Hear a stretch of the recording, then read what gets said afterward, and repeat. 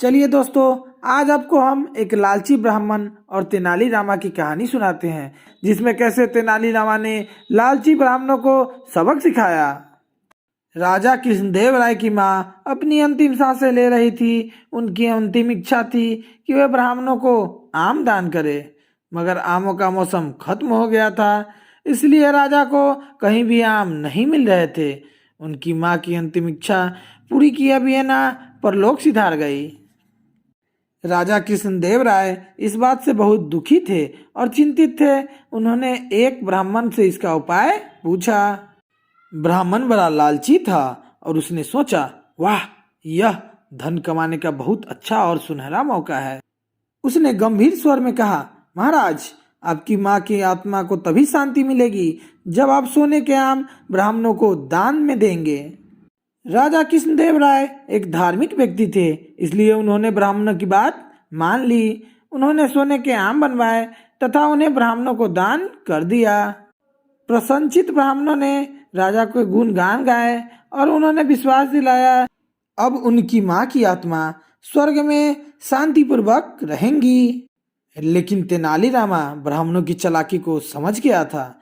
ब्राह्मणों ने धन के लालच में धर्म का दुरुपयोग किया था। रामा ने लालची ब्राह्मणों को सबक सिखाने का निश्चय कर लिया।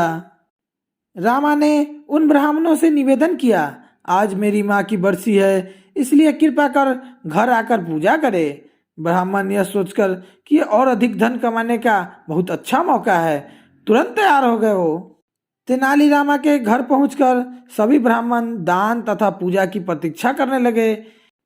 इधर तेनालीरामा रसोई घर में चूल्हे की आग पर लोहे की लंबी छड़ को खूब तेज से गर्म करने लगा। उधर ब्राह्मण प्रतीक्षा करते करते तंग हो गए। उन्होंने रामा से पूछा, तुमने हमें पूजा के लिए बुलाया है, लेकिन पूजा की तैयारी कहाँ है? तेनालीरामा ने उत्तर दिया, मैं यह छड़ी उसी पूजा के लिए गर्म कर रहा हूँ। यह सुनकर सभी ब्राह्मण चकित रह गए। रामा ने समझाया, मेरी माँ को गठिया का रोग था।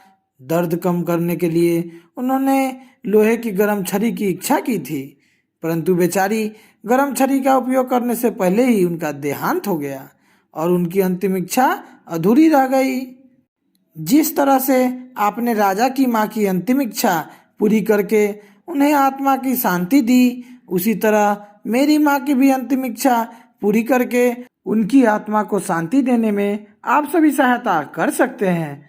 जैसे यह छड़ी पूरी तरह गर्म हो जाएगी, मैं इसे आपके शरीर पर रख दूंगा। सारे चकित और भयभीत ब्राह्मण समझ गए कि तेनालीरामा उनसे क्या कहना चाहते हैं। अपने लालच पर क्षमा मांगते हुए उन लज्जित ब्राह्मणों ने तेनालीरामा से वादा किया कि वे सोने के आम राजा को लौटा देंगे और धर्म का दुरुपयोग कभी नहीं करेंगे। दोस्तों, अगर आपको हमारी ये कहानी अच्छी लगी हो तो चैनल को ज़रूर से ज़रूर सब्सक्राइब करें और कमेंट करके बताएं कि हमारी ये कहानी कैसी लगी, और अपने दोस्तों के साथ शेयर भी करें।